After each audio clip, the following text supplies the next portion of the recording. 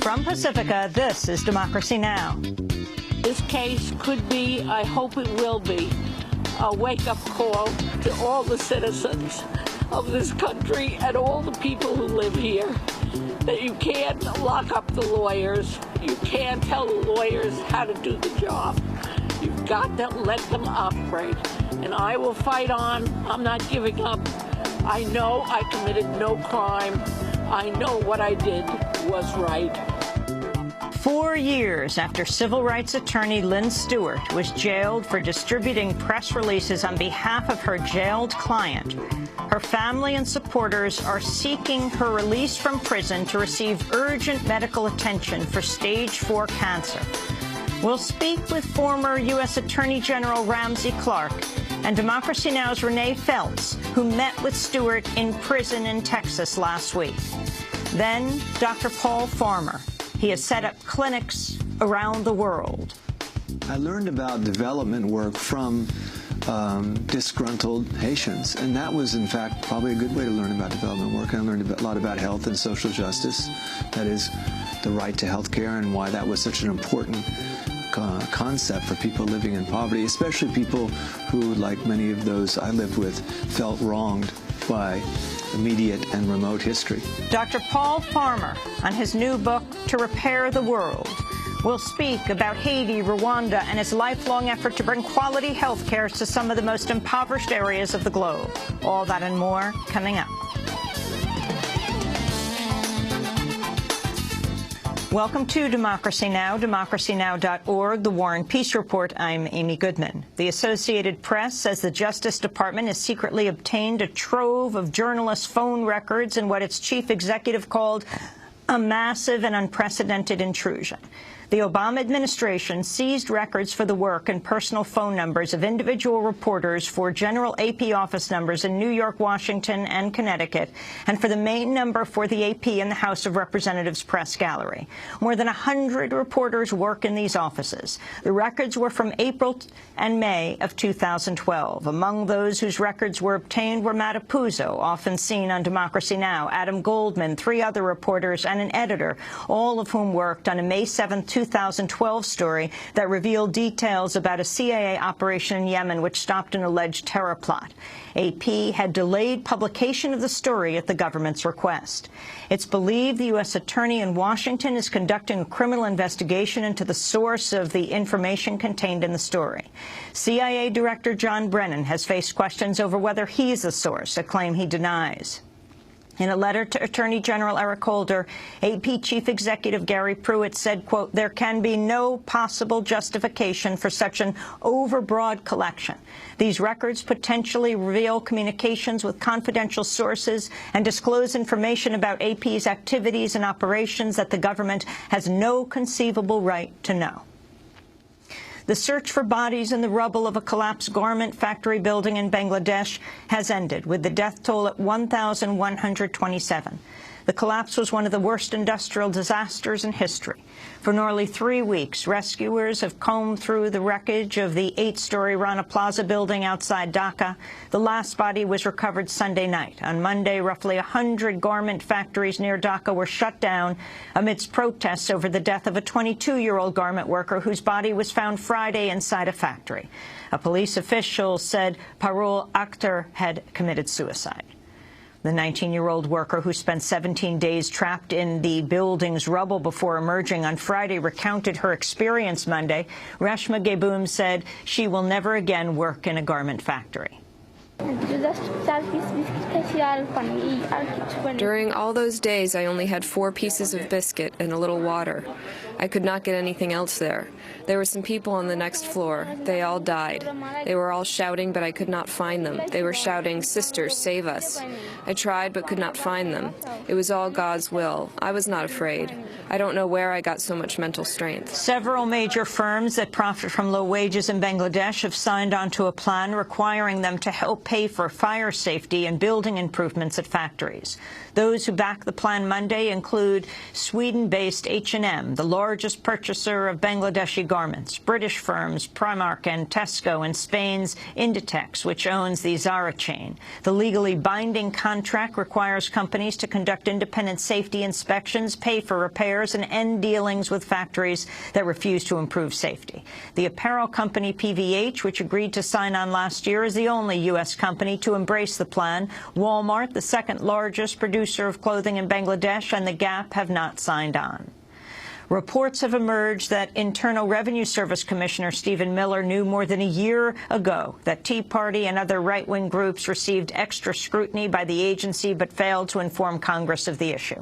Meanwhile, the Washington Post is reporting the focus on right-wing groups extended to officials in Washington, D.C. and at least 2 other agency offices. The IRS has apologized to the groups after revealing organizations with the terms Tea Party or Patriots in their names were singled out by the IRS division responsible for investigating those seeking to qualify as charities. President Obama addressed the reports on Monday.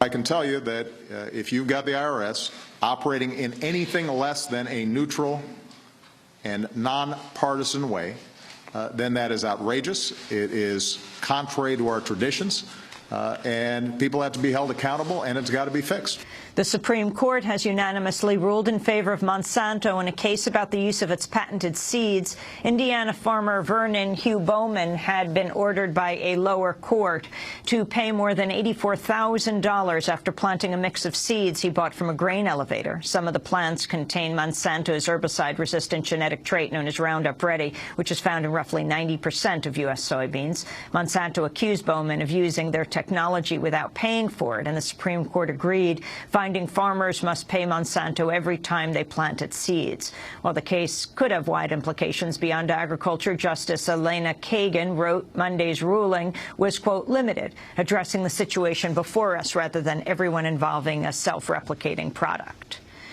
Minnesota Governor Mark Dayton's vowed to sign legislation today making the state the 12th to allow same-sex marriage. The state Senate voted in favor of the bill Monday. Same-sex couples in Minnesota will be able to get married beginning in August.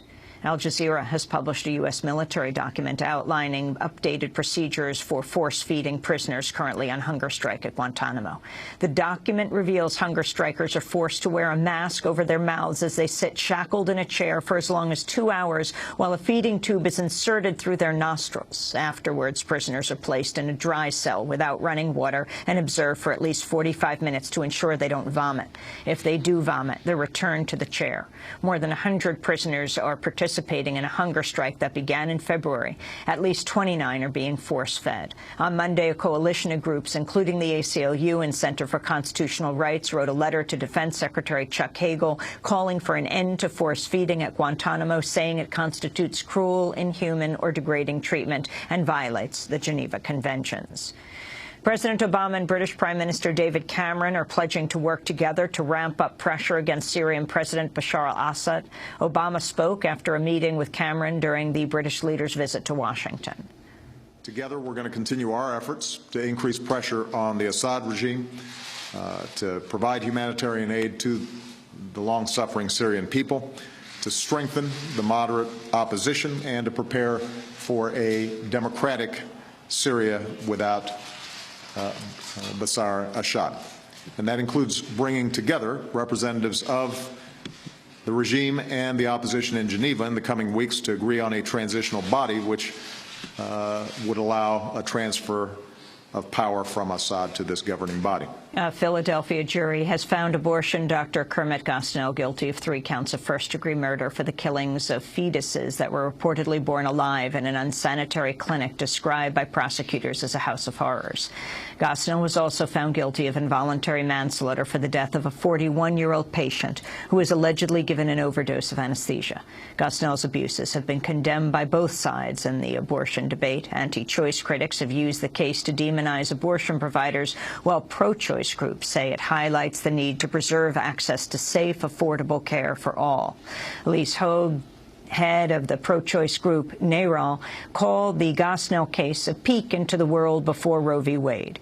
In a statement, she said, quote, anti-choice politicians and their unrelenting efforts to deny women access to safe and legal abortion care will only drive more women to back alley butchers like Kermit Gosnell. Gosnell could face the death penalty. A federal appeals court has agreed to delay the sale of emergency contraception without a prescription for people of all ages. U.S. District Court Judge Edward Corman had rejected the administration's bid to delay his order that the morning after pill be made available without restrictions while it appeals his decision. But on Monday, the Second U.S. Circuit Court of Appeals in New York granted the delay, at least until it takes up the issue later this month. Judge Corman has accused the Obama administration of blocking access to the morning after pill for political reasons, noting it would be among the safest over-the-counter medications in existence. Former Guatemalan military dictator Efrain Rios Montt has been taken to a military hospital after fainting while en route to a court hearing. Rios Montt was jailed on Friday to begin an 80-year sentence for genocide and crimes against humanity for his role in the killings of more than 1,700 Ixil Mayan people in the early 1980s. Authorities in Mexico say they've arrested 2 men accused of fatally beating Malcolm Shabazz, grandson of Malcolm X. Police say Shabazz was 29 when he died at a bar in Mexico City last Thursday. The 2 men arrested are waiters at the club. Mexico City Attorney General Rodolfo Rios said Shabazz and labor rights activist Manuel Suarez had disputed a nightclub bill for more than $1,200 before Shabazz was hit. Pruebas recabadas. La Procuraduría General de Justicia del Distrito Federal. From evidence, Mexico City's Attorney General concluded that David Hernandez Cruz and Manuel Alejandro Perez de Jesus, among other participants, took the life of Malcolm Latif Shabazz, who died as a result of a trauma caused by a blunt object from a blunt edge. Those responsible were admitted and put before a penal judge for their suspected responsibility for homicide and aggravated robbery. And those are some of the headlines. This is Democracy Now!, democracynow.org, The War and Peace Report. I'm Amy Goodman. And I'm Mary Matte. Welcome to our listeners and viewers around the country and around the world.